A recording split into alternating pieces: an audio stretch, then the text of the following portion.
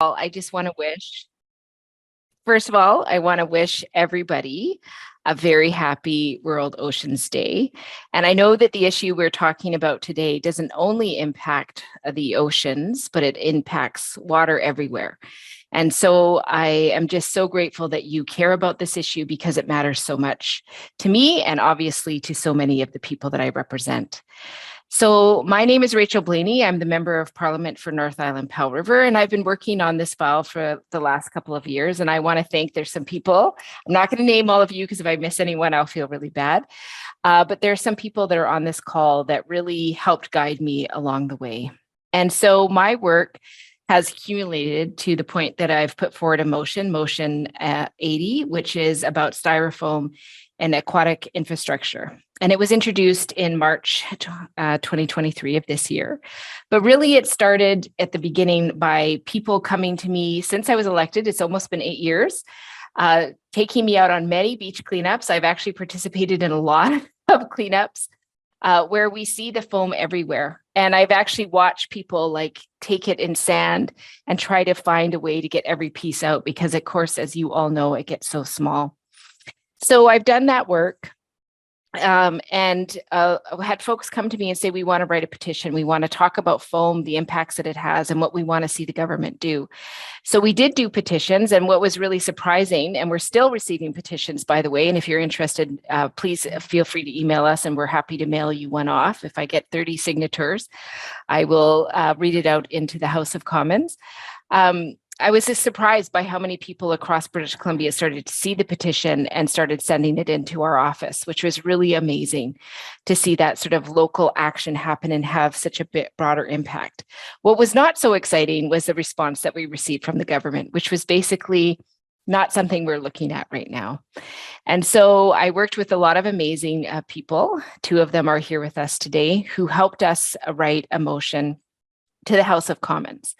And the motion basically just says that we need to acknowledge that there's harmful effects of foam and that the government needs to ban it and that it's time to take action and that we have to honor all aquatic environments in Canada.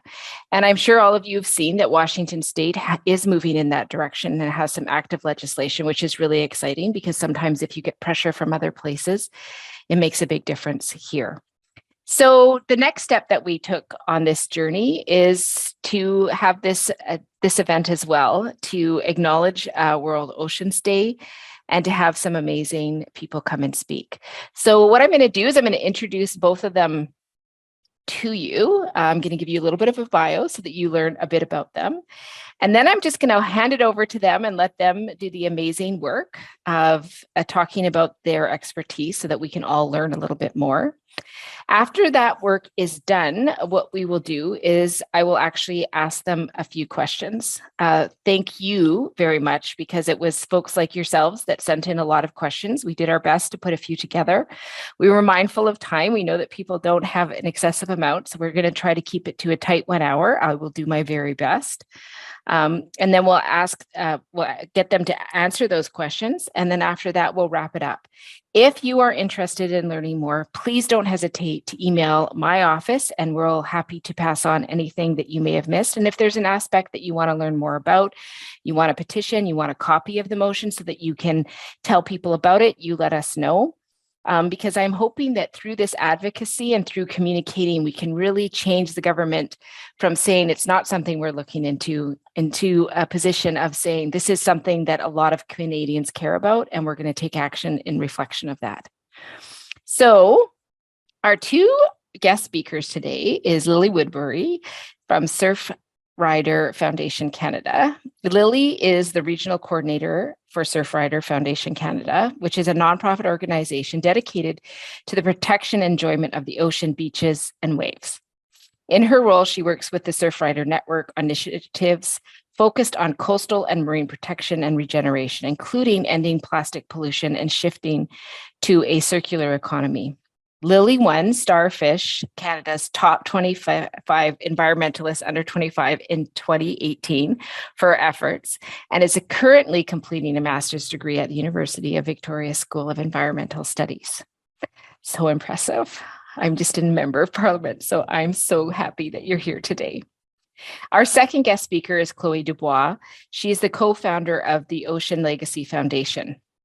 Since initiating Ocean Legacy in 2013, Chloe has organized more than 34 extensive clean up expeditions in 5 countries and has engaged hundreds of thousands of people in direct action cleanups, education, and recycling initiatives. As a citizen scientist for over 10 years, she has contributed works to critical climate change research, microplastic research, and water and soil quality testing. With community partners, Chloe has also co-created one of the first ocean plastic innovation and processing centers in North America, which has now recycled infrastructure, depot centers across the province of British Columbia, and has diverted over 1.6 million pounds of plastic from cleanup efforts from landfill.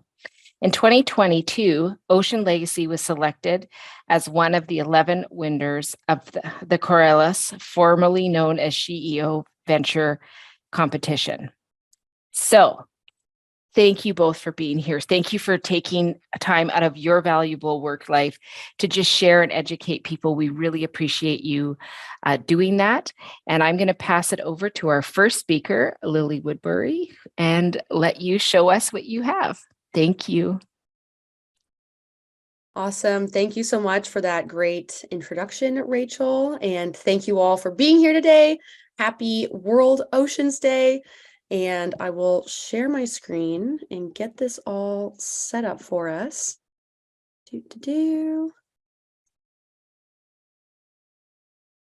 All right. So as mentioned, my name is Lilly Woodbury. I use she, her pronouns, and I'm speaking to you from the traditional and unceded territory of Tloquia First Nation in Tofino, British Columbia.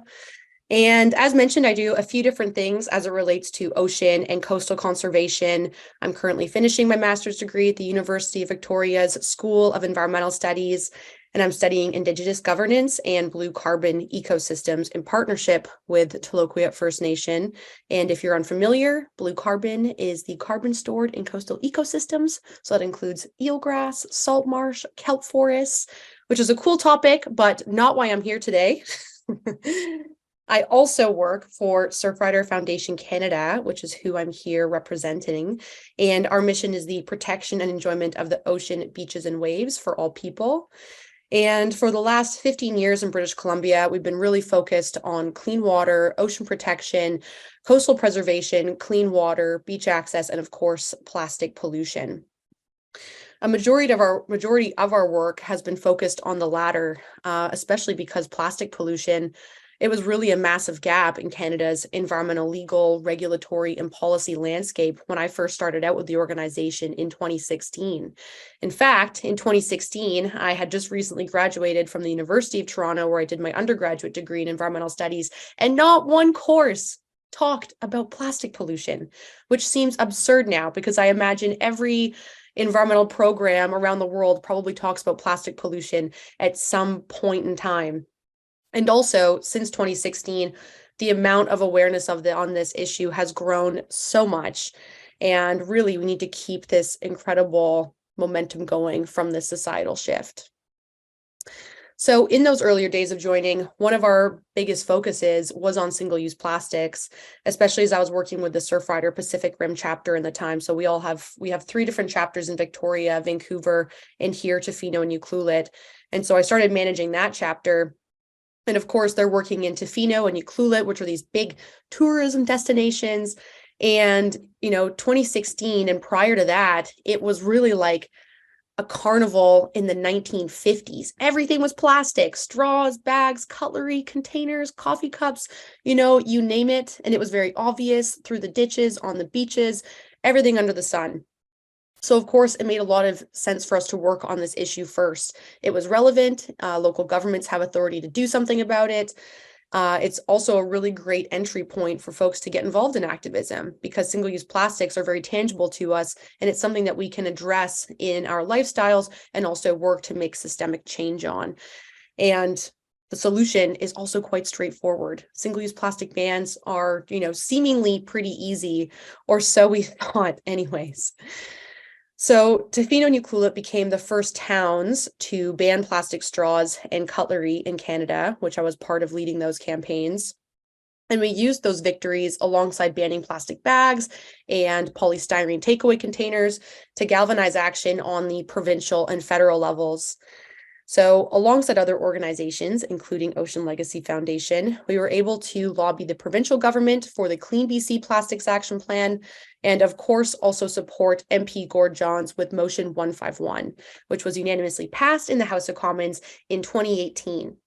And that was calling for a national strategy on zero plastic waste, which has then since been developed. And while this is, of course, such a positive and necessary step, so much attention has been on the 6 single-use plastics that have been banned. And it really took 4 years from that motion being adopted to the ban being implemented in December. And so those 6 single-use plastics also make up only around 3% of plastic waste in Canada. And this is pretty evident in our beach cleanups. You know, we do find them, but they're not the most predominant form that we're collecting. And so sadly, you know, we don't have another 50 years to take a leisurely stroll in the park, feed some fish, and deal with plastics in a laissez-faire way. We need to be very aggressive and address the biggest contributors to plastic pollution, which are not actually captured in Canada's national strategy. So this includes abandoned, lost, or derelict fishing and aquaculture gear, plastic pre-production pellets, which are also known as plastic nurdles, cigarette butts, and for the star of today's show, the reluctant star, the expanded and extruded polystyrene. So since you're joining, here we go. Oh, there we go.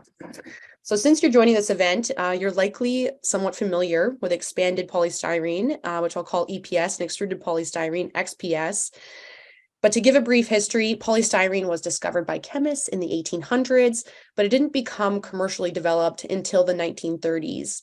And then in 1937, Dow Chemical brought polystyrene to the US market.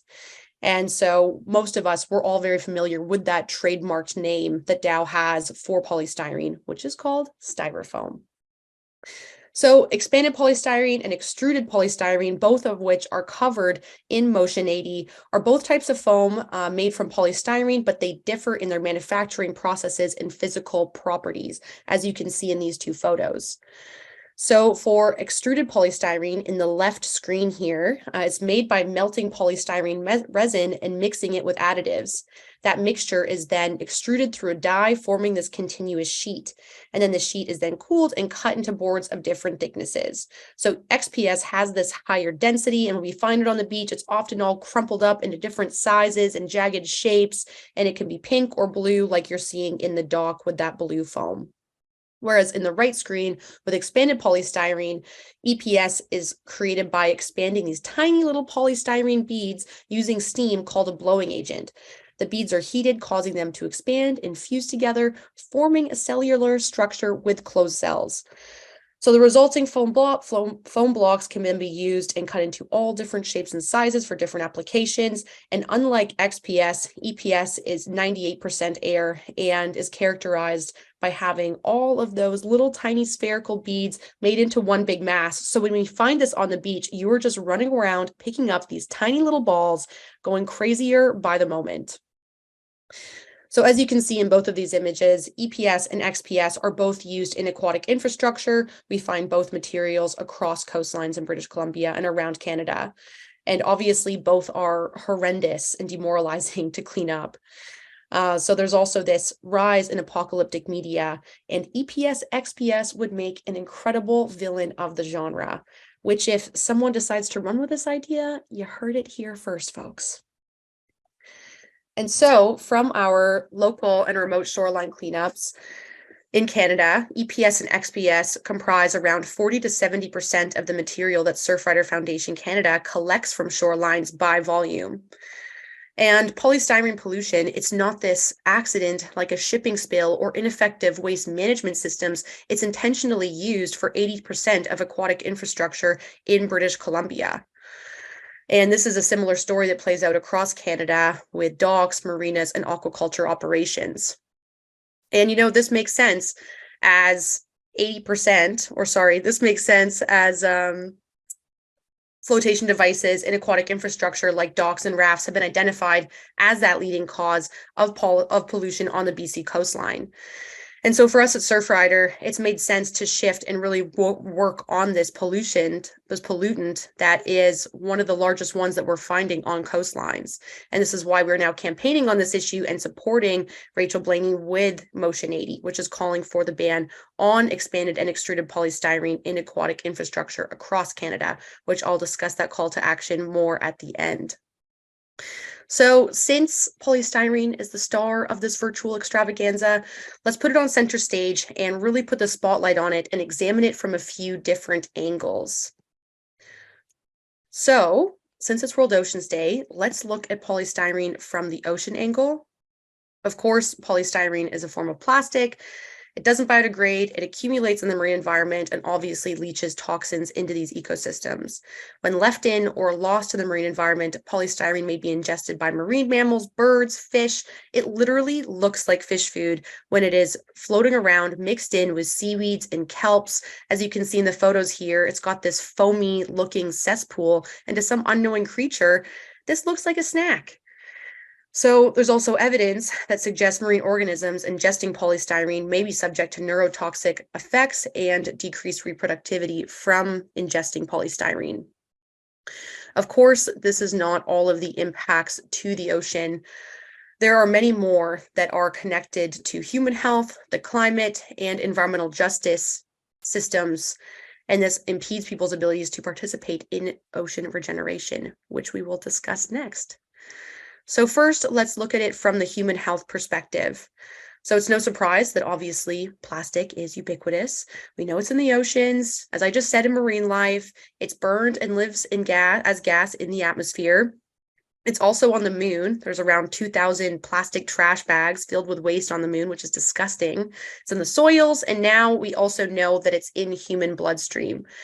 So in 2022, a study commissioned by Common Seas found that blood samples from 17 out of 22 anonymous healthy adults tested positive for microplastics. And the most common material of this was polyethylene terephthalate, which is widely used for plastic water bottles. And that was found in about 50% of donors. And the second most common was polystyrene, typically used for food packaging, of course. And this was found in about 36% of blood samples. So exposure to styrene, which is a chemical found in polystyrene, has been associated with a lot of different negative implications for human health. It's been linked to carcinogenic properties, genotoxicity, interference with our hormonal systems. Polystyrene also contains high levels of the chemical benzene, and long-term exposure to this obviously also isn't good. It's connected to harming bone marrow as well as depleting red blood cells. And to be honest, we're not just getting it from packaging. As I mentioned, polystyrene makes its way into the food chain, impacting fish and aquaculture species that we rely on for a large part of our diet in Canada and, of course, around the world. And this disproportionately impacts coastal communities, including all 98 coastal First Nations in BC who heavily rely on fish and seafood. Now let's look at the climate impact. So, of course, EPS and XPS, like all plastics, they're made from petroleum and also require petroleum in manufacturing. And all of this contributes to greenhouse gas emissions. And since 91% of the plastic we use ends up in the environment, landfills, atmosphere, we have to keep manufacturing virgin polystyrene from raw resources, which is extremely energy intensive. And so when expanded polystyrene was first produced, it used this ozone depleting chemical called chlorofluorocarbons. And if you ever want to play a game with a friend, say it 10 times fast. One of you will get a prize because it's hard to do. And chlorofluorocarbons were used in what's called a blowing agent. And this was used to expand the polystyrene beads into foam, as I mentioned before. So it was used until all of us alarm kept rising about these ozone depleting chemicals like CFCs. And this is when the Montreal Protocol was established in 1987 to basically ban these certain chemicals in order to heal our ozone layer that was getting depleted, which since it's actually an incredible environmental victory. The ozone layer is like looking its best it ever has. So these CFCs that were used to produce EPS were eventually replaced with gases that we thought were less harmful. So modern polystyrene manufacturing releases a ton of hydrofluorocarbons, HFCs, which is an extremely potent greenhouse gas, which is about thousands of times more potent than carbon dioxide. And unfortunately, it also depletes the ozone layer. So the Montreal Protocol was amended in 2016 to include HFCs, but there's still not full compliance. This is still used in polystyrene manufacturing around the world. And even when this chemical is fully phased out, EPS and XPS still use oil. They're still super energy intensive. And because they aren't managed in a closed loop circular system, this is contributing to us greeting that 1.5 warming threshold. And as we know, the climate crisis is also one of the biggest threats to the ocean. So EPS and XPS, it's really just this 1-2 punch that we don't want to welcome on World Oceans Day or any other day of directly polluting the oceans, of course, and then contributing to the climate crisis, which then worsens ocean warming, acidification, rising sea levels, increased storm intensity, declined oxygen levels, impacts to marine systems, disruption to ecosystem services. The list goes on and on and on, and all of these are interconnected and have cascading effects. Next, let's go to the environmental justice angle, which of course coincides with the climate impact as people who are in the global south and as well as who are marginalized and or underrepresented in Canada and around the rest of the world face greater threats from the climate crisis. There are also environmental justice issues across the life cycle of polystyrene, as well as all plastic production. So plastic starts in the ground as a fossil fuel just a few kilometers below the surface, and in order to reach it, fossil fuel industry drills into the ground and injects a mixture of water and chemicals into the rock, forcing the oil to be released. A lot of us know this as fracking, which obviously pollutes groundwater, creating contamination, then influencing surrounding communities, which is obviously a really big problem with numerous First Nation communities in Canada. But then there's the pipelines that carry the oil from the pumps to the refineries, and the pipelines destroy land in order to be placed in the ground and often have leaks or at worst ruptures. Then the oil refineries and the ethane cracking facilities then transform the oil into plastic resins, release large amounts of toxic chemicals into the air, and communities that are placed near these production facilities face higher levels of respiratory disorders like asthma. So in Canada, we see this in Chemical Valley in Sarnia, Ontario, which is also the territory of Aamjiwnaun First Nation. And this is where 40% of Canada's petrochemical industry is, which is also a big producer of plastics. And so the Aamjiwnaun First Nation, they disproportionately face respiratory illnesses and rare cancers. Their blood has been tested for PCBs. And of course, these chemicals have an intergenerational lasting impact. And unfortunately, this is a pretty similar story around Canada and the US, where marginalized communities are closer to incinerators, landfills, plastic production, and that's not by mere chance, obviously, and that's why it's environmental injustice. And the wild thing about this is obviously this dynamic further oppresses people who are already in these marginalized communities, and it impedes their ability to take part in ocean regeneration, which isn't something that's just needed because we want the planet to thrive. It's also something that's super deeply healing for ourselves and the communities that we are part of, and can be culturally, socially informed, part of recreation. It's there for us to all collectively, mutually flourish and thrive. So now for the last angle, looking at the end of life of EPS and XPS, polystyrene is extremely difficult to manage at the end of life. In many cases, polystyrene cannot be recycled. When we find it on shorelines, it's extremely degraded. It might have life from the ocean, or in this photo, some moss may have overtaken it. We actually call these forest eggs because they look like these prehistoric looking spherical foam white balls. And if you can't already tell, this is what EPS is. And these are often hidden in the underbrush, and you pluck them out just as you might imagine you would with a dinosaur egg. And I'll leave the rest of the topic on this one for Chloe, because this is much more her domain. And finally, in terms of the solution, we know about the issue, so what can we do about it? And luckily, there are many readily available sustainable alternatives that are manufactured in Canada that can be used instead of EPS and XPS for all aquatic infrastructure. So air-filled flotation devices can easily replace this. EPS and XPS, which are unstable, hazardous, and of course leaking foam into the oceans every day. And the air-filled billets, they are more stable, more weather resistant. And, speaking of the climate crisis, they're going to be a lot more resilient in terms of increasing storms and be able to address other wicked problems that I've described throughout this presentation.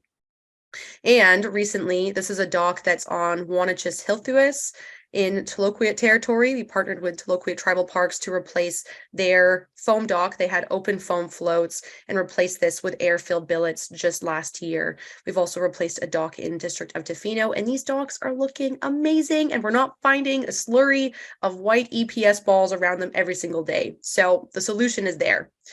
So to make this solution a reality, we really need folks to support Motion 80, which includes sending a letter to your MP and the Canadian Minister of Environment and Climate Change, which you can do at the URL in the chat, which we'll put in the chat, and you can also see it on the screen there.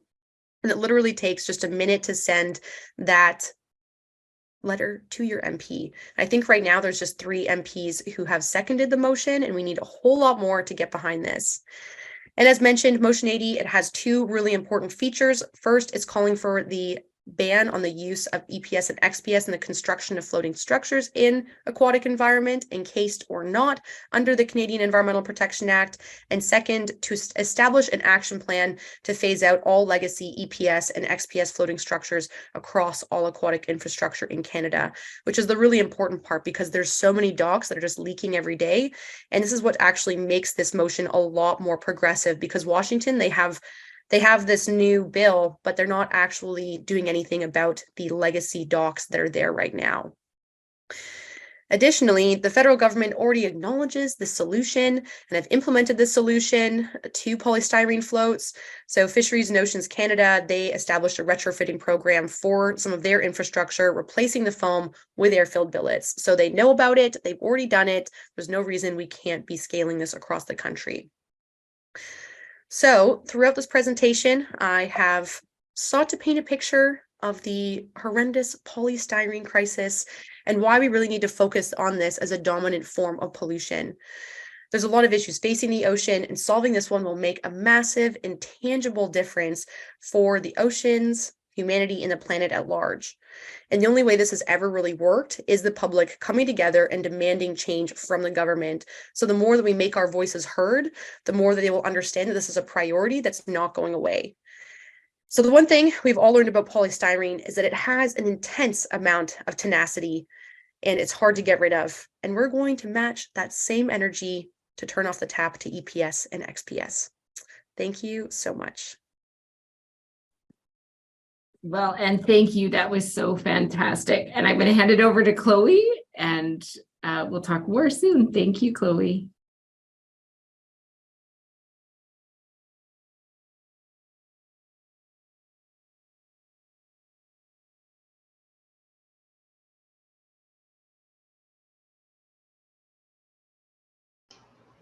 Can everyone see my screen? Okay. Oh, that's interesting. I don't see my... You're not in presentation view, Chloe. We see the slides on the side.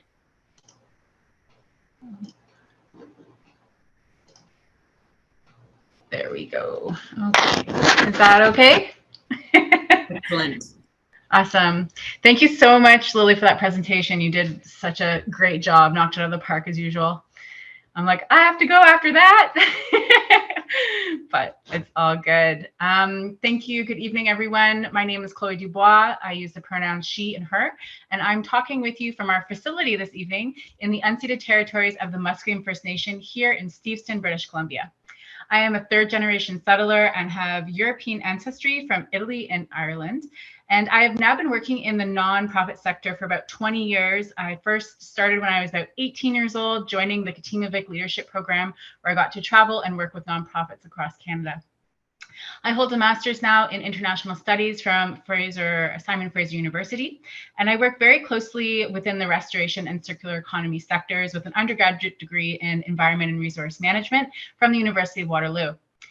I often find myself in deep reflection in the state of our natural planet and find inspiration in the many conversations and actions that I get to participate in to make the world a better place for everyone. I live my life with curiosity and deep reverence for the people and ecosystems that I have the absolute pleasure of serving. I'm thrilled to be here tonight and to be able to talk with all of you about plastic pollution. It's one of my passions, as you can imagine, but more specifically polystyrene pollution and Motion 80. So thank you so much for this invitation. I first became inspired with ocean conservation and plastic pollution issues as far back as 2011, and years later found myself initiating Ocean Legacy in 2013, which became a founded entity the following year with co-founder James Middleton. Ocean Legacy is a federally incorporated nonprofit organization that is dedicated to ending the plastic pollution crisis. We do this with our EPIC model, which consists of integrating education and research, policy and advocacy, infrastructure development, and hands-on cleanup. And it is all of these components that are absolutely necessary when tackling the issues surrounding plastic pollution, and all must be considered when putting together comprehensive strategies to better manage our plastic resources. Over the last decade, we have been able to build one of the most comprehensive response programs, which now involves our online education academy, which comes in 3 languages and free to sign up.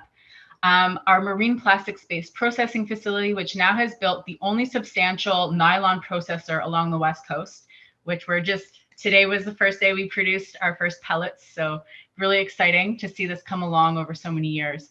Large-scale remediation projects through cleanup, which have now removed millions of pounds of debris over 1,000 kilometers of shoreline and have established a robust depot program now covering 7 different regions across British Columbia, with community partners diverting about 1.8 million pounds of material away from landfill. So those original numbers have been updated, so I need to update my bio. Diving in, I wanted to start by adding some more information and context to Lilly's incredible overview. Lilly did such a great job of opening and painting a clear picture of the plastic pollution problem, describing polystyrene issues, and how people can get involved in solutions. I wanted to take a few minutes to further discuss the environmental and health effects of plastic pollution, including polystyrene pollution, and break down some of the mechanisms involved in some of the newer science emerging from the plastic pollution field. What we often see, and you can see in my slide here, are the styrofoam pits, the remnants of the broken up floats and from docks and different forms of flotation. The images are examples that you see in my slide. This phenomenon is actually called plastic sheeting. Plastic sheeting occurs when the ground is completely covered in plastic, creating that impenetrable layer, causing smothering, and impacts the biota of soft sediment and reef environments, as well as rocky substrates. This is important as it can significantly alter the habitat that sensitive species rely on for survival. We have grown familiar with these pits, like the ones that you see here along the coast, which cause increased levels of invasive species, flooding, algae mats, fly ash, and increased levels of sewage and bacteria that have been shown to grow and spread disease.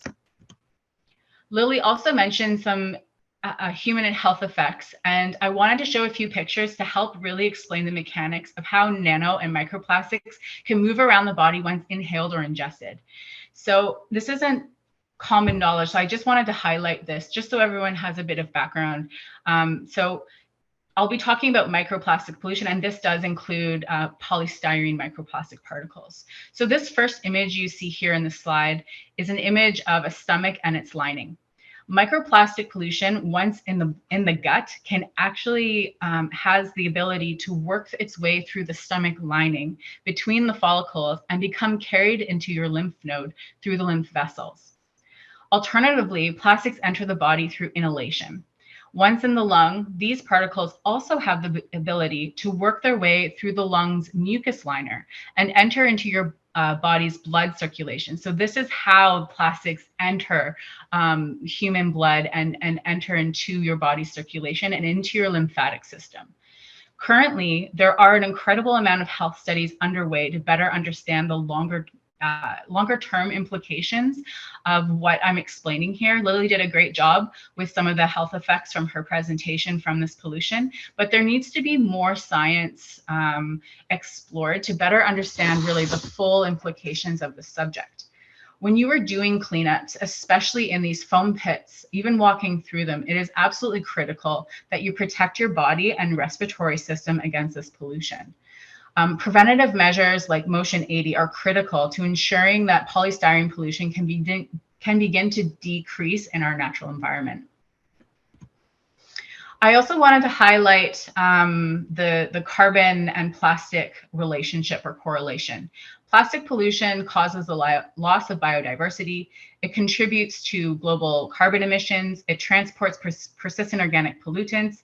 It alters the biogeochemistry of soil and water systems worldwide. In this slide, I wanted to highlight the important correlation between carbon emissions and plastic. Despite plastic pollution being one of the most pressing environmental crises of our time, it does not have any international legally binding treaty yet. I know people are working on it, but this is pretty mind-blowing if you really think about it. As you can see from this diagram, as carbon emissions have risen, so too has plastic production. Yet the policies which govern plastic materials have historically been lacking when compared to climate policy. By 2050, it is estimated that 15% of the world's total carbon budget will be plastic related. It is absolutely imperative that actions to curb plastic pollution are integrated into climate change goals and strategies if we are to build comprehensive systems with the highest impact that reduce greenhouse gas emissions and the effect on our warming planet. I wanted now to jump into talking about some of the end-of-life strategies for polystyrene and discuss how much our collective ecosystem has diverted with polystyrene materials away from the landfill. So as mentioned, the commercial sector can be a form of foam pollution. During the Clean Coast, Clean Waters cleanups, 74% of the volume that was found was commercially based or commercially anticipated from commercial sources. So foam is actually in the top 5 polluters along the coast. And this is what really prompted Ocean Legacy to begin a membership program with the DFO, with commercial partners and regional districts to start capturing a lot of this industrial waste before it could become pollution, as well as working with different cleanup sectors to really divert these materials away from landfill end of life. So we've had incredible support from a bunch of marine-based businesses out in Tofino and across the coast, but it's not mandatory. So, you know, one business can have the best practices and invest in a better future where the farm or the business next door could have some of the worst practices. So this is where we really need to find the balance and where, you know, motions and mandates need to come in to ensure that there's an equal playing field amongst all stakeholders. To date, our program has diverted over 3,000 cubic yards of foam, and that's over the last 2 years, and that program is growing. So it's almost every week we get a new community or business reaching out, wondering how they can do the right thing with the waste that they're generating through their operations or through their cleanups or restoration projects. So over the last 3 years, we've been able to develop our Ocean Plastic Depot system along with community partners, and it's starting to play a critical role in diverting foam materials away from landfill. So as you all are aware, polystyrenes are very large in volume, very little in weight, and because of that, they can reduce years off of a landfill and reduce its potential. So we need to stop this pollution from occurring by investing and exploring alternatives, which we can do through Motion 80. I just wanted to highlight here the correlation now between marine equipment and the circular economy. So select marine equipment, often cases are not designed with circularity in mind. I know lots of people on this call have dealt with billets or Canmore floats, but when you really strip it down and you start to think about, you know, now that these products are produced, how do you manage them? How do you get them back actually circulating into a closed loop economy. And because the design of the billet or a camera float, it requires a lot of labor to actually cut the pieces away to be able to refine a piece of equipment into its designated resin code. So you can see here a picture on the left. So this is some of our crew, chopping down billets, taking the expanded polystyrene out so that we can recycle that, and then recycle the polyethylene separately. So it's because of the design, it's very, very expensive really to manage these materials. Another example is on the right here, you can see a picture of a Canmore float. So if you were to chop that Canmore float in half, what you'll see is a steel bar through the center, encased in PVC tubing, encased in expanded polystyrene, and then wrapped in light density polyethylene. So again, it's like peeling out an onion, right? Layer by layer, so that we can really embrace the principles of the circular economy and get this marine equipment back into products that follow and embrace the principles of the circular economy. So this is what we're really trying to focus with the growing support of our coastal communities. And I just want to highlight some complications to clean up. So, on the coast, there's hundreds of derelict aquaculture sites up and down. And, we want groups like ours, Ocean Legacy, Surfrider, there's, quite a few of us and growing that, want to be out in these remote locations to clean these sites up. But it can be quite a complex bureaucratic process. And a lot of people aren't familiar with this. And so I just wanted to highlight this in the presentation, because a lot of these derelict sites are constant points of leakage of polystyrene into the natural environment. And when these sites are identified, it can be upwards of 3 to 4+ months from the time a site is identified till we gather enough permissions to go into that site for cleanup. So in order to clean these sites up, we have to seek permission and approvals from Transport Canada, Department of Fisheries and Oceans, and Ministry of Forestry. And oftentimes what we find is that one of those permits can still be valid. So even if the farm or the site is derelict or fallow, not being used, but it is a source of pollution, a continuous source of pollution, what we're seeing is, we still have no legal permission to enter that site to be able to clean it up, to stop the pollution from occurring. And this image here, unfortunately, the seal lost its life from pollution underneath the water that could have been completely prevented. So from the time this net was reported, 3 months went by where it was catching and taking the lives of creatures, which is completely preventable.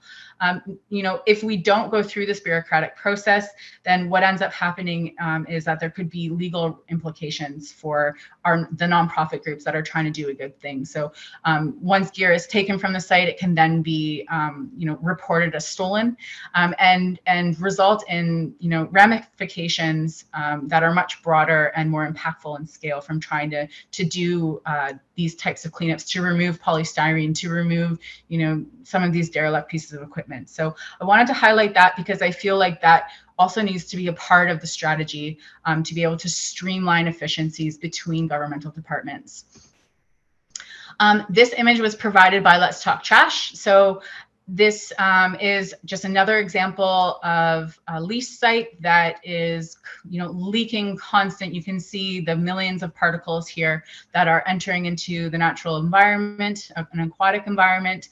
And, they can be windswept and then swept up by currents, waves, that sort of thing. So this is a site that, we see on some farms, definitely not consistent across the board, but this is another example of how detrimental and how easy it is for this type of pollution to spread once it breaks through the encased plastic. And in a lot of cases, there isn't plastic at all. There's still a lot of open-faced EPS and extruded polystyrene out there. So some of the best practices and technologies that I've been able to identify and work with partners and different businesses around, again, Lilly mentioned this, the air-filled billets. So this is a great solution and enables us to completely remove polystyrene from the marine environment. The aquaculture sector at this point does have a mandate, Lilly also mentioned this, to remove open-faced EPS billets from operation, but there's nothing for the public sector. So what we're seeing is, again, there's, best practice implemented on the right hand, but then not the same spread across on the left hand. So we really need that consistent mandate across the board for private and public sector operations. Another company we've been partnering with is this Hula One vacuum. So this year we'll be implementing these vacuums into our cleanup program. They kind of look like Ghostbuster backpacks, but what we're hoping to ensure here is the least amount of disruption to the foam pits when we find them. So oftentimes if you've experienced a foam pit and you're getting in there with your hands, you can almost taste the foam. That is, you do not want to experience that. So we're hoping through, more investment and new technologies such as this, we can get people into these foam pits safely to remove the debris, to remove the pollution as it gets reported. Another stepping stone that we've just recently heard about is actually using compressed foam in the billets rather than expanded polystyrene. So through cold compaction, this is a stepping stone. If we can't get Motion 80 totally implemented, an alternative could also be to look at the cold compression. And once, if a plastic billet were to break open, the foam, because it's been compressed, it won't break up into millions of pieces, millions and millions of pieces. So that is also another practice that we can explore. And then how to get involved. So definitely what Lilly was saying, Motion 80, go to the Surfrider website and also go to Rachel Blaney's website. You can sign up and support Motion 80, sign the petition, get involved with your community, write your MPs. And then also if you want to get involved more in to understand the wider breadth of the plastic pollution crisis, you can go onto our website at oceanlegacy.ca and join our EPIC Academy for free. It's 10 lessons. It's a 15-hour crash course and certificate that will provide you with the fundamentals of plastic pollution. And then the last half of the course is really focused on pragmatic tools to help you implement what you've learned into your community to make change. You can drop your foam materials off at our depot sites, or you can support products that use recycled content and products that embody the principles of the circular economy. So I just wanted to thank you all for your time, and those are my contact details. If you do want to touch base, feel free to send me an email. Perfect. Thank you so much. And I have to just confess that I had to learn how to say polystyrene. It was a lot of fun getting my tongue wrapped around that word. And now it feels very easy to say. So there you go. Thank you both for your presentations. I just thought they were incredibly informative and just really outlined the issues and the complexity of the issue. And I learned a lot, and I feel like I spent a lot of time hearing about this. So I really appreciate it. So now I'm going to ask you guys just a few questions. I'm going to try to get you out. It might be a little bit late, folks. I might get you a little out a little after 7. But one of the questions that we got a few times was around how to remove the foam safely from the docks. And for those folks that have small businesses that don't have a lot of money to transition, is there any other places that have done work around transitioning or having buyback programs to help those businesses get out of that environment? I can start it off. I think, Chloe, you might know more if there's any buyback programs, but in terms of getting the foam safely out of the docks, we worked with a contractor who came to Tofino, and they were able to basically, they took the whole dock out of the water, put it on land, and from there, they were able to remove the foam billets. We also worked with the Euclid Aquarium, and they came in and actually took off all the marine life that was living on the foam, because often it's incredible. You have a cornucopia of life that's growing on there. There was an octopus, there was like so many beautiful little critters, and so they all came off and safely were able to go back to their righteous home, not on foam. And then from there, the contractor, once on land, was able to take off the foam billets in the most non-degrading way possible. Would have been great if you had a backpack on for any missed pieces. From future, the contractor should have a backpack. And then from there, also on land, they put in the air-filled billets and then were able to put it back in the water. But in terms of small businesses, I don't know of buyback programs. There's so many small businesses and individuals here that want to be replacing their docks, but don't have the funds to do it. And that obviously indicates the need for federal funding that can be tapped into for folks to be able to do that retrofitting work. Chloe, I'm sure you have some stuff to add to that one. In general. Yeah, in terms of small business, I'm not sure what the qualifying criteria are, but there's FACTAP funding, or there was FACTAP funding. And I know that that's where the BC Shellfish Growers Association was able to provide that opportunity for so many growers to be able to start that transition over. I think, yeah, I don't know of any like direct buyback programs though for foam. But that could be something that, we could add to the advocacy part.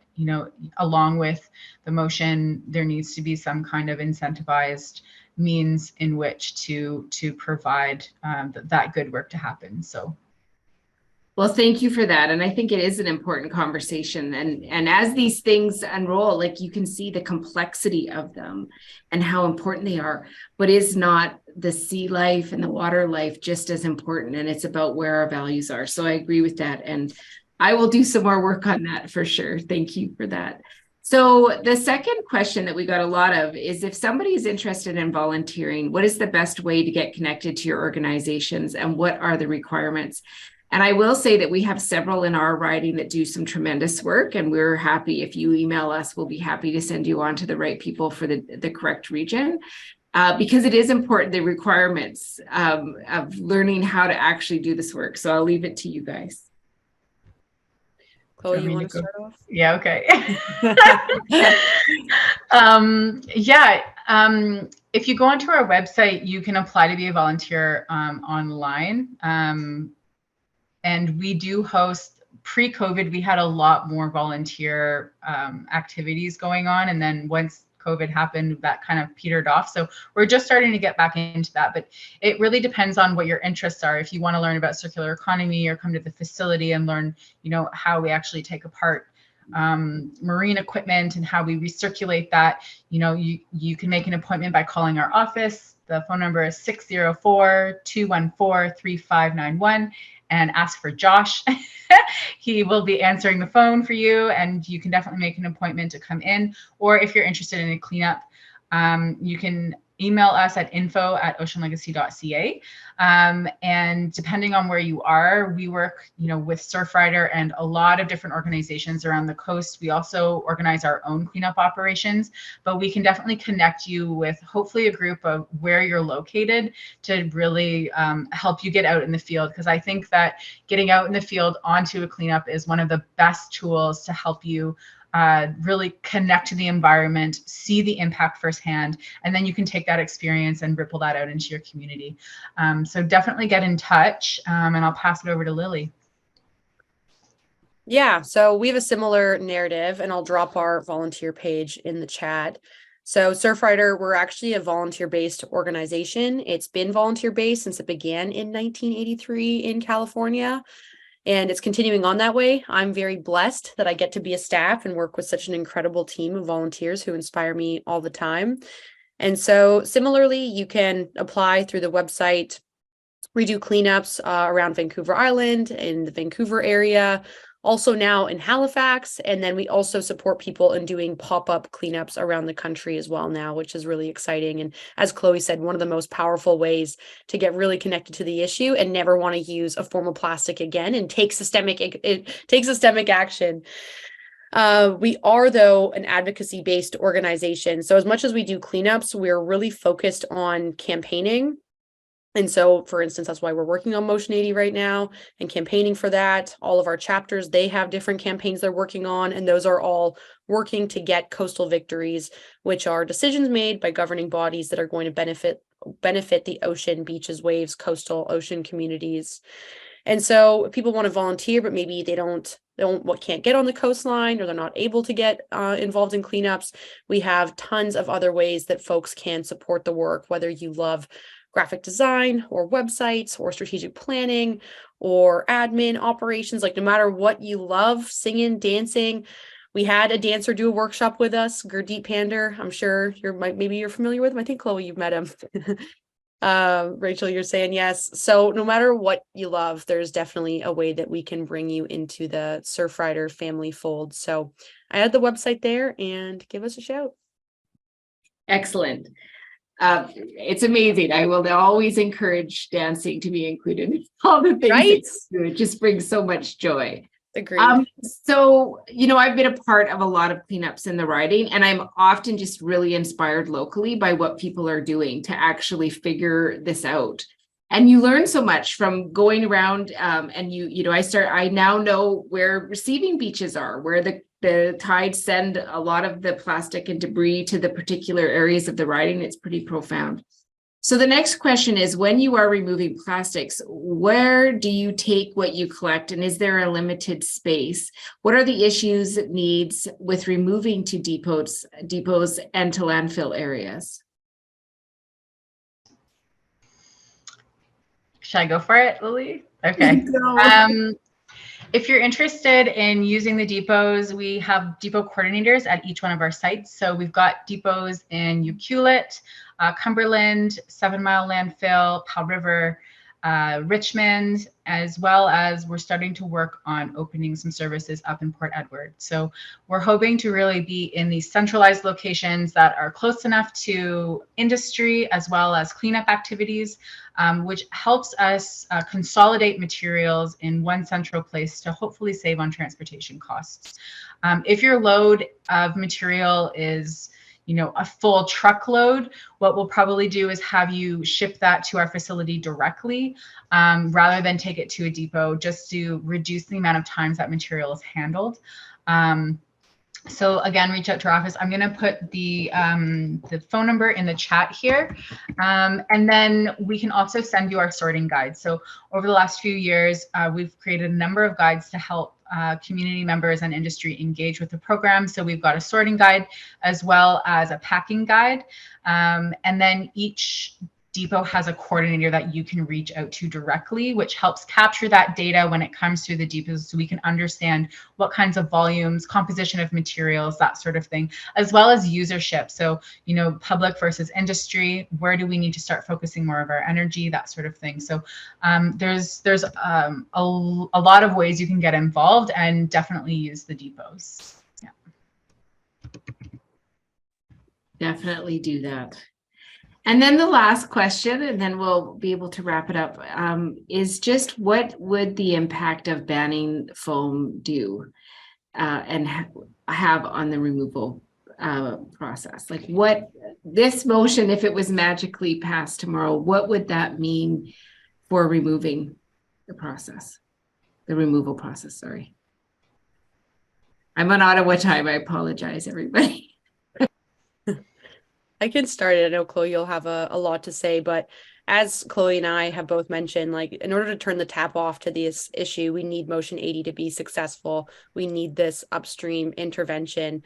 And so if this was implemented tomorrow, I guess that's a good question of like, how long will it take to get implemented? Because one, it's going to ban all new foam, polystyrene foam from aquatic infrastructure, but there's obviously so much legacy infrastructure that needs to be dealt with.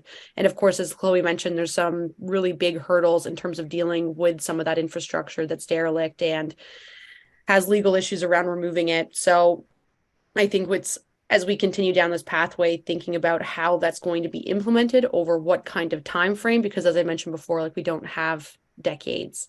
But if it can be done swiftly and we have a really efficient program and it's banned and there's a legacy funding to replace all the existing infrastructure, it would be massive. Because again, a lot of what we're collecting is polystyrene. It's in the top 5, as Chloe mentioned. It makes up around half of what we collect by volume in remote shorelines.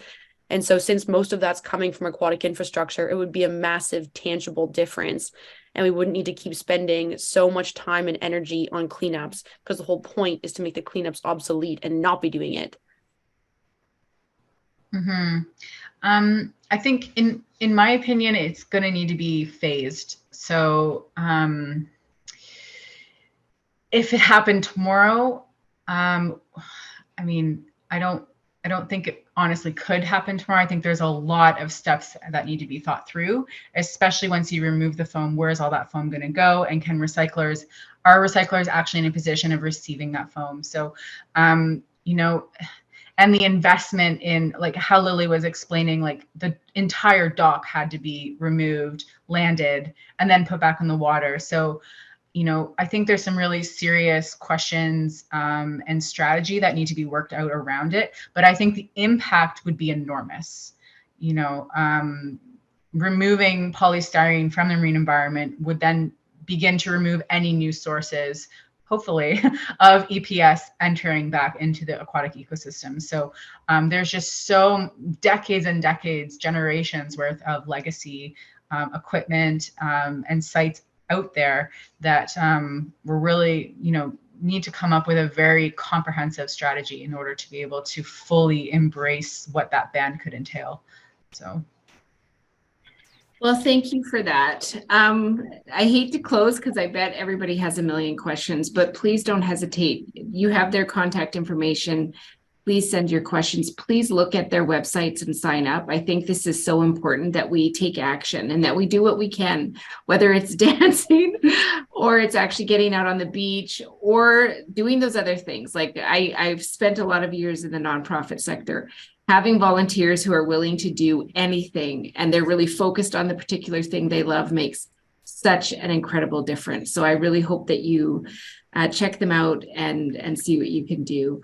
And this matters. This matters so much. It really would make a difference. It's completely complex. I think, one of the challenges I feel definitely as a politician is time is hard. It always takes much longer than you want it to.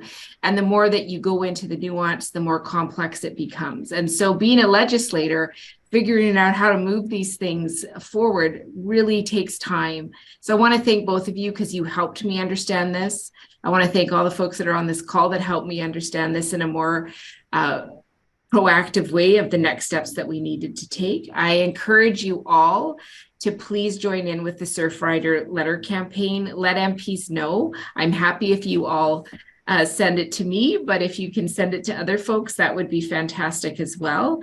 And we do have a petition. We can send it to you virtually. We can print it and mail it directly to your house because this is an opportunity to educate people. And the summer is a great time to talk to your neighbors, go out to different events and just say, like, this matters to me. It should matter to you. We're from communities that have this impact. We know the impact that it has. It's distressing to go out and see all of that foam all over the place on the beach. Wouldn't it be better if we prevented it upstream? So I hope that you guys participate. Let us know anything we can do because we need to make a difference. And this is a way that we can. And I always love to tell people as a member of parliament, I can scream and yell, which sometimes I'm sure you all have seen me do when I get frustrated, but it makes it a lot more effective if I have a stack of paper with me that say, I'm yelling, but these people are asking me to yell about this issue.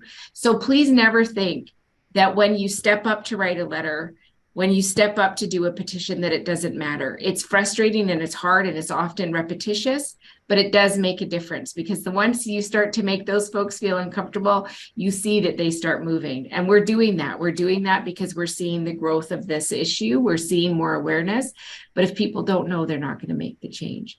So thank you so much, Lilly and Chloe, for coming out, for helping me understand, for all the incredible work that you do day in and day out. Thank you to all your amazing coworkers and volunteers that do the exact same thing. You make a difference. Thank you all for attending because you make a difference by showing up and by educating people.